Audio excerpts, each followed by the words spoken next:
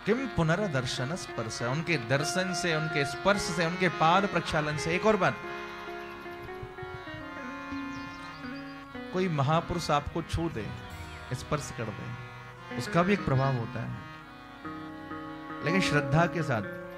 ऐसा नहीं करना चाहिए। किसी महात्मा का नियम है कि आप उनको नहीं छू और आप जबरदस्ती जाके उनके पांव छू रहे हैं, तो वो अपराध हो जाता है। अगर महात्मा का नियम है कि नहीं छूना, तो भैया दूर से ही प्रणाम कर लो, क्योंकि लक्षण यही है जिससे उसको सुख मिले। प्रेम का लक्षण यही है। अब आप तो सामने से मिल रहे हैं, बहुत सी जगह आपने देखा होगा, हमने भी देखा है, गांव देहात में कथा होती है, बड़ी भयंकर भीड़ होती है। राधे राधे राधे राधे। गांव देहात में कथा होती है, बड़ी भयंकर भीड़। सब लोगों को रहता है व्यास जी के पांव छूने, व्यास जी के पांव छूने, व्यास जी के। अब व्यास जी मंच से नीचे उतरे हैं, अब एक साथ अगर आकर के लोग मंच के बस पांव छुएंगे व्यास जी का, तो क्या होगा? चलो पांव छुए वो तो ठीक है, लेकिन अब छूते छूते इतनी भीड़ है, पता चलता है वो धोती खींच जाए, तो वो आए श्रद्धा से, वो बात ठीक है, लेकिन उसमें भी एक आदर है, दोष उनका भी नहीं है, पर क्रिया नष्ट हो जाती है। इसलिए सेवा भी कैसे करनी है उसका हमें विवेक होना चाहिए। कोई आए आपके घर में, नहीं साहब आपको भोजन खाना ही पड़ेगा, मालपुआ लेना ही पड़ेगा, रबड़ी लेनी पड़ेगी, सामने वाला मना करा नहीं, आपको खाना ही पड़ेगा। आप बताओ कितनी बार। और उसमें हमारे मारवाड़ी और माहेश्वरी समाज के लोगों को देखो, खिलाने पे तो पूरा ध्यान है, नहीं लेना ही है महाराज, लेना ही है, लेना। किम पुनर्दर्शन स्पर्श पाद शौचा सना देवे। कोई संत सदगुरु भक्त आपके जीवन में पधारे, घर पधारे, तो भैया उसका पाद प्रक्षालन करो, उसकी आज्ञा से। आपके मन में है, और अगर वो मना करते तो प्रणाम करो, बस यहां तक ठीक है। पर कोई ऐसा संत मिल जाए, संत भी पात्र देख करके कृपा करते हैं।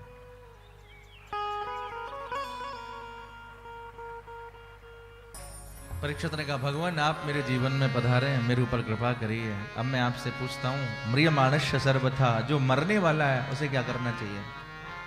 अच्छा, इस दुनिया में कोई ऐसा है जो नहीं मरेगा? है? राधे राधे। मरना तो सबको पड़ेगा, चाहे आप कोई हो, बिना मरे गति है नहीं, इसका नाम ही है मृत्यु लोक। पर मरने का अंतर है। कोई ऐसा मरता है कि उसका बार बार मरना नहीं होता, और कोई कोई मरते ही रहते हैं, जन्म लिया मरे। आप सोचो, हम 84 लाख योनियां भोग करके मनुष्य बनता है। कितनी योनि? कभी मच्छर बने, कभी मक्खी बने, कभी गधे बने, कभी सूकर बने, कभी भगवान जाने क्या बने।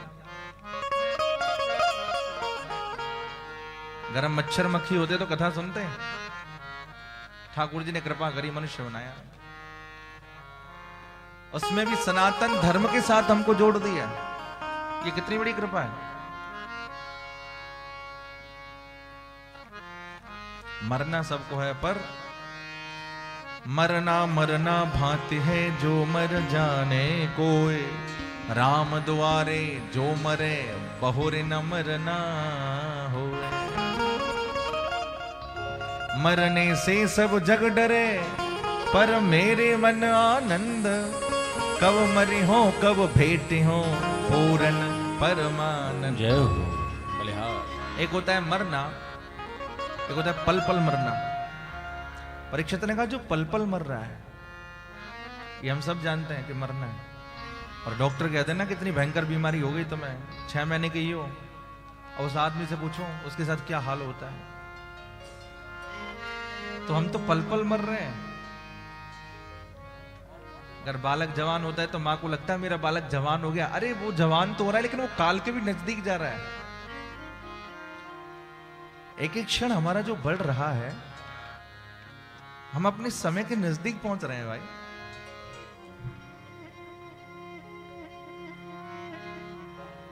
परीक्षित ने कहा, भगवान जैसे 7 दिन में मरना है, उससे क्या करना चाहिए? सबको ही 7 दिन में मरना है। सोम मंगल बुध बृहस्पति शुक्र शनि और रवि, 8वां दिन तो कोई होता नहीं। 7 दिन में जन्म लेना, 7 दिन में मरना, जो कुछ होना है 7 दिन के अंदर ही होना है। 8वां दिन तो कोई है नहीं, तो उसे क्या करना चाहिए? सुखदेव जी ने सीधा उत्तर दे दिया दूसरे स्कंद में, कोई भूमिका नहीं बनाई। नहीं, वो लोग पहले भूमिका बनाते हैं कि भाई आधा घंटा भूमिका बनाएंगे तब कुछ बोलेंगे। सीधे ही उत्तर दे दिया, वरीयाने सते प्रश्न कृतो लोक हितम नृपः आत्मविद सम्मतः पुंसाम श्रोतव्यादिशुयपरः। भाई परीक्षित तूने बहुत अच्छा प्रश्न किया, राजा हो ना, इसलिए प्रश्न तुमने अपने लिए नहीं पूरे समाज के लिए किया। मरना सबको है, मरने वाले पर उसको क्या करना चाहिए? सुखदेव जी कहते हैं 3 काम करने चाहिए।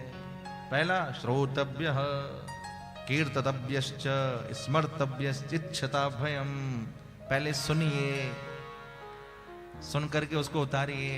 ऐसा नहीं यहां से सुना यहां से निकाल दिया। संसार की बातें ऐसे सुनो, यहां से सुनी यहां से निकाली। कथा की बात ऐसे सुनो, यहां से सुनी हृदय में उतारी। इसलिए श्रोतव्य, सुनिए। उसके बाद फिर जो सुना है उसको कहिए। कथा में अगर आप 3.5-4 घंटे बैठते हैं और कोई बात समझ में नहीं आती, तो आजकल तो सुविधा है, बाद में भी आप YouTube खोल के देख सकते हैं। फिर भी समझ में नहीं आती तो जिनकी समझ में आई आपस में आप विचार कर सकते हैं, भाई आज कथा में कैसा प्रसंग रहा। रात्रि में सोने से पहले भी उस बात पर विचार कर सकते हैं कि आज हमने कथा में क्या सुना। सुनिए, सुनने के बाद एक दूसरे को सुनाइए, कीर्तन करिए, और कीर्तन के बाद में फिर स्मरण करिए। एक होता है जप करना और एक होता है स्मरण करना। जप किया जाता है और स्मरण हो जाता है। आप हैं कथा में 7 दिन तक ऐसा रहे कि बोले स्मरण करना ना पड़े, बोले आज कौन सी कथा हुई, आज झट से ये कथा हुई, आज क्या कहा, बोले ये कहा। और ये होगा कब? जब ठाकुर से प्रेम होगा तब। परीक्षित तुम्हारे पास तो अभी 7 दिन है भैया, तुम्हारे पास तो गारंटी कि तुम 7 दिन तक मर नहीं सकते। अपने पास क्या गारंटी है भाई? अगले क्षण क्या होगा हमें क्या पता।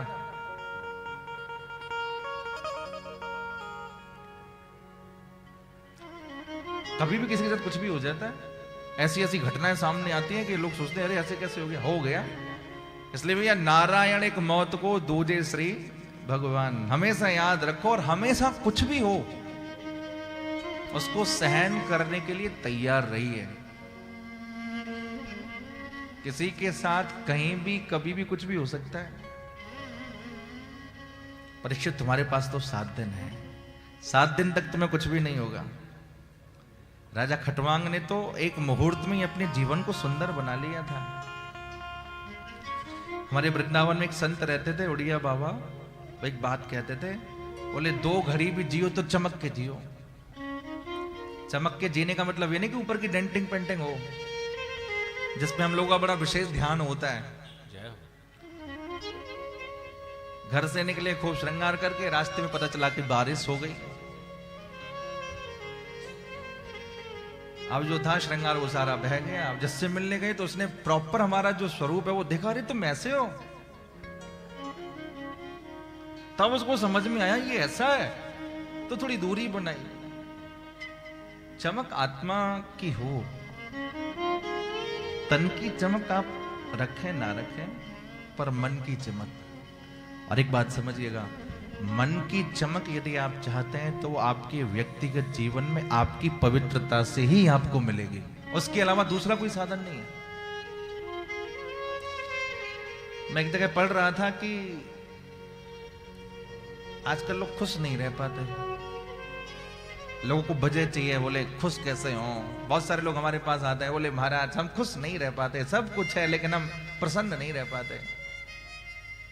तो मैंने एक सूत्र पढ़ा, मुझे बहुत अच्छा लगा। प्रसन्नता का प्रसव पवित्रता से होता है, प्रसन्नता का जन्म पवित्रता से होता है। आप जितने पवित्र रहेंगे उतने ही प्रसन्न रहेंगे। पवित्रता हमारी व्यक्तिगत होती है। यदि वो फूल है तो वो अपनी खुशबू देगा ही भैया, अगर चंदा है तो वो अपनी चांदनी देगा, धरती है तो वो अपनी सुगंध देगा। उसे प्रमाण नहीं देना पड़ता मैं ऐसा हूं, उसका आचरण बता देता है। इसलिए यद्यदाचरति श्रेष्ठ तत्तदेवे तरो जनः स यत् प्रमाणम कुरुते लोकस्तदनु वर्तते। श्रेष्ठ पुरुषों का जो आचरण होता है वो सामान्य व्यक्ति के लिए प्रमाण हो जाता है। स्वामी विवेकानंद बाहर गए तो स्वामी जी बड़े सुंदर थे, स्वामी विवेकानंद। तो उनका जब प्रवचन हुआ विदेश में तो वहां के विदेशी लोगों ने उनको सुना। उनका प्रवचन सुनने के बाद एक विदेशी महिला ने आके उनको बोला, बोले स्वामी जी मैं आपसे एक बात कहना चाहती हूं। बताइए क्या बात है? नहीं स्वामी जी मेरे मन में एक बात है। बोले क्या बात? बात को घुमा के कहा। बोले स्वामी जी मैं आप जैसा एक पुत्र चाहती हूं। राधे राधे, सब कहिए राधे राधे। राधे राधे। बात ये कि आप मुझसे विवाह करें, मेरे घर में जो संतान होगी वो आप जैसी होगी, आप जैसा पुत्र होगा। स्वामी जी ने कहा देवी माना मैं आपसे विवाह कर लूं, लेकिन इस बात की क्या गारंटी है कि घर में पुत्र ही होगा? क्या पता पुत्री हो गई तो? चलो मान भी लिया कि पुत्र भी हो गया, तो मैं अभी 25 वर्ष का नवयुवक हूं, उसको मेरा जैसा देखने में 25 साल लग जाएंगे। और इस बात की भी क्या गारंटी वो मेरे जैसा देखे? कभी कोई बच्चे दादा नानाओं पे चले जाते हैं, ऐसा भी देखा जाता है। माता पिता को गोरे चट्टे होते हैं, बच्चे काले कलूटे हो जाते हैं। माता पिता काले कलूटे, बच्चे गोरे चट्टे हो, ऐसा देखा जाता है। तो स्वामी जी ने हाथ जोड़ के कहा देवी आप इतनी लंबी प्रतीक्षा क्यों करती हैं? आप मुझे ही अपना पुत्र क्यों नहीं मान लेते?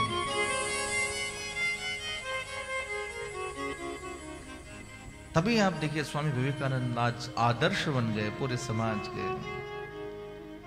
आपके तो पास में बेलूर मठ है जहां स्वामी जी का कितना जीवन काल बीता है। इसलिए श्रेष्ठ पुरुषों का जो आचरण होता है, सुखदेव कहते हैं परीक्षित तुम्हें डरने की चिंता नहीं है। जैसे पता चल जाए मेरी मृत्यु नजदीक है, उसे क्या करना चाहिए?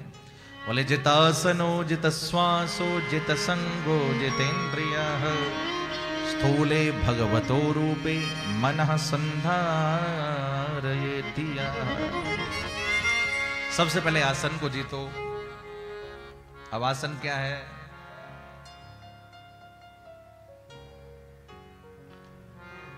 स्थिर सुखम आसनम। अब आजकल तो मैं देखता रहता हूं हम लोग नीचे नहीं बैठ सकते, अगर बैठ भी जाते हैं तो हम कितनी बार आसन बदल के बैठ जाते हैं, कभी दाएं कभी बाएं। ज्यादा पैर में दर्द हो तो चलो व्यास गद्दी की तरफ भी पांव कर लें, नीचे बैठे ही नहीं जाते। फिर व्यवस्था भी देखती, सबकी अपनी अपनी। जैसे आप सुखपूर्वक बैठ सकते हैं उसको आसन कहा जाता है, जिसमें आपकी स्थिरता बनी रहे।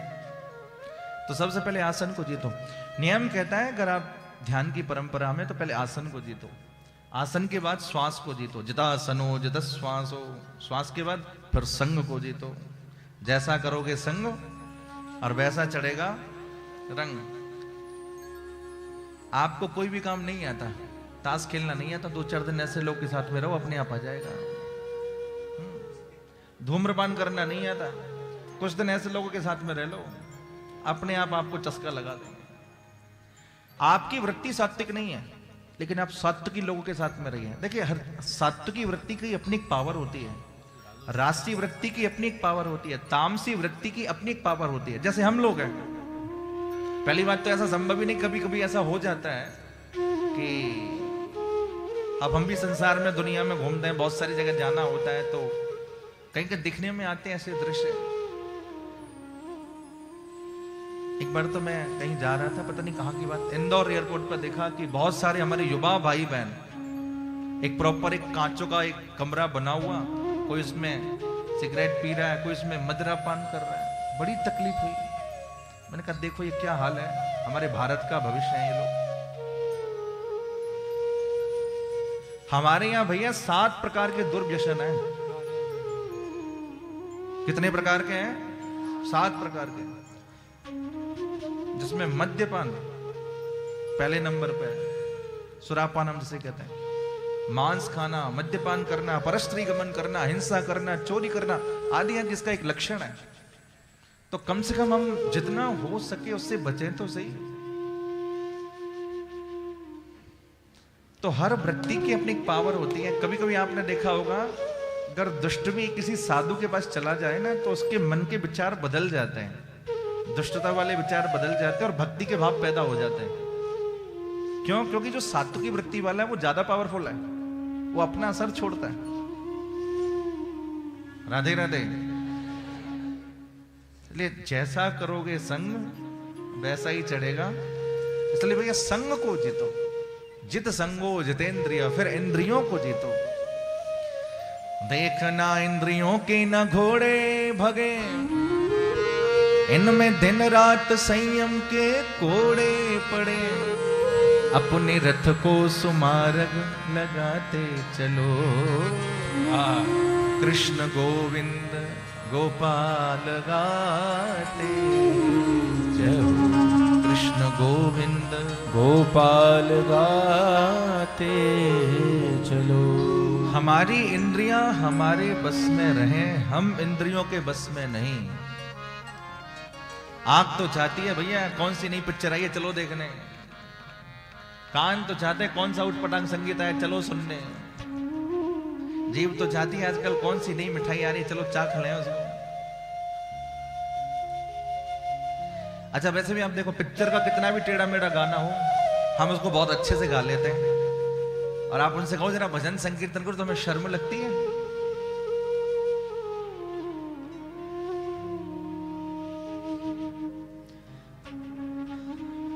इसलिए जित संगो जितेंद्रिय, इंद्रियों को जीतो। सुखदेव भगवान कहते हैं इंद्रियों को जीतने के बाद पूरे विश्व ब्रह्मांड में भगवान की माया का दर्शन करो। ये विश्व ब्रह्मांड क्या है? बोले परमात्मा का विलास है ये। आप अगर जब उत्तराखंड की तरफ जाओ, बद्रीनाथ केदारनाथ की तरफ बड़े बड़े पहाड़ों को देखो तो मन में विचार करो ये हमारे ठाकुर जी का हृदय है। ये जो संसार में आपको माया दिखाई पड़ रही है ये भगवान की हंसी है, विराट भगवान की वर्णन है। हासोन मादकारी च माया, जितने भी पेड़ पौधे आपको दिखाई पड़ते हैं ये भगवान के शरीर की नाड़ियां हैं। ये साक्षात पूरा जो विश्व ब्रह्मांड है ये साक्षात प्रभु है।